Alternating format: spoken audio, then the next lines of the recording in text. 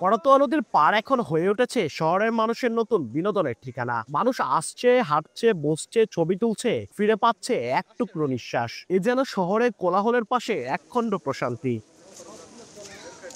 একসময় কচুরিপানা আর ময়লার স্তূপে ঢেকে থাকা করতোয়া নদীর বুকে গড়ে উঠেছে হাঁটার পথ আর আলোকসজ্জায় দৃষ্টিনন্দনে এক নদী তীর। পানি উন্নয়ন বোর্ডের করতোয়া নদী পুনর্খনন ও স্লোপ প্রোটেকশন প্রকল্পের আওতায় ৩৪ কোটি টাকা ব্যয়ে ২০২৪ সালের মার্চে শুরু হয় কাজটি। ২৮ কিলোমিটার নদী খননের পাশাপাশি এসপি ব্রিজ থেকে ডিসি অফিস পর্যন্ত ৭৩০ মিটার নদী তীর রক্ষা ও দৃষ্টিনন্দন ওয়াকওয়ে নির্মাণের কাজ ইতিমধ্যে সম্পূর্ণ হয়েছে। এই অংশে তৈরি করা হয়েছে ১২ ফুট প্রশস্ত ওয়াকওয়ে, ৩ ফুট ড্রেন, ১৪টি রঙিন ছাতা ও বেঞ্চ সহ বসানো হয়েছে ৭২টি ঝলমলে সৌরবিদ্যুৎ চালিত লাইট। এ অংশে পুরো কাজ সম্পূর্ণ করতে পানি উন্নয়ন বোর্ডের ব্যয় হয়েছে ১১ কোটি টাকা। স্থানীয়দের দাবি, নদী তীরে সৌন্দর্য বর্ধনের পাশাপাশি করতোয়া পানির দূষণ মুক্তে কার্যকর ভূমিকা নেওয়ার। ফ্যামিলি নিয়ে সবাইকে নিয়ে ঘুরতে আসা খুব ভালো লাগতেছে।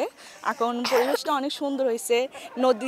নদীতে অনেক নৌকা এবং ঘুরতে ভালো লাগতেছে। জঙ্গলের মতো ছিল, আসা যেত না। এখন পিছনে আপনারা দেখতেই পাচ্ছেন যে পরিবেশটা হয়েছে। এখন বন্ধু বান্ধব পরিবার নিয়ে ঘুরতে আসার মতো একটা স্বাচ্ছন্দ্যে ঘুরতে আসার মতো একটা জায়গা তৈরি হয়েছে। আমাদের এটা অনেক ভালো লাগছে। এখন দেখা যাচ্ছে যে ফ্যামিলির লোকজন নিয়ে আমরা এইখানে আমরা হাঁটা চলাফেরা করতে পারি। সকালবেলা মুক্ত বাতাস, বিকেলবেলা মুক্ত বাতাস আমরা এটা নিতে পারছি। সর্বোপরি সব কিছু মিলে এখানে পরিবেশটা অনেক ভালো।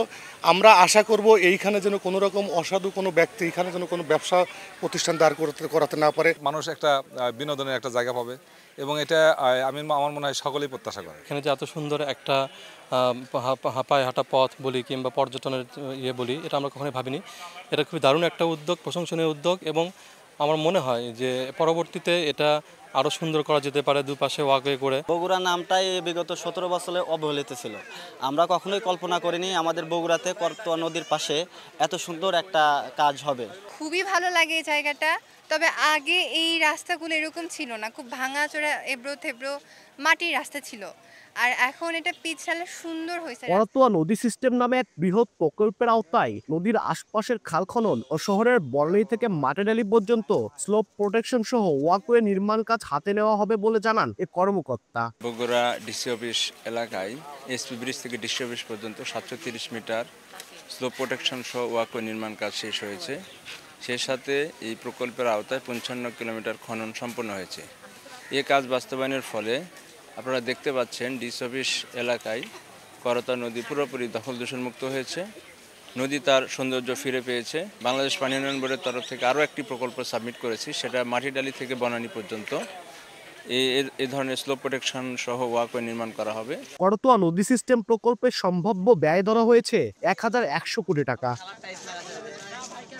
আব্দুল আউয়াল, সময় সংবাদ, বগুড়া।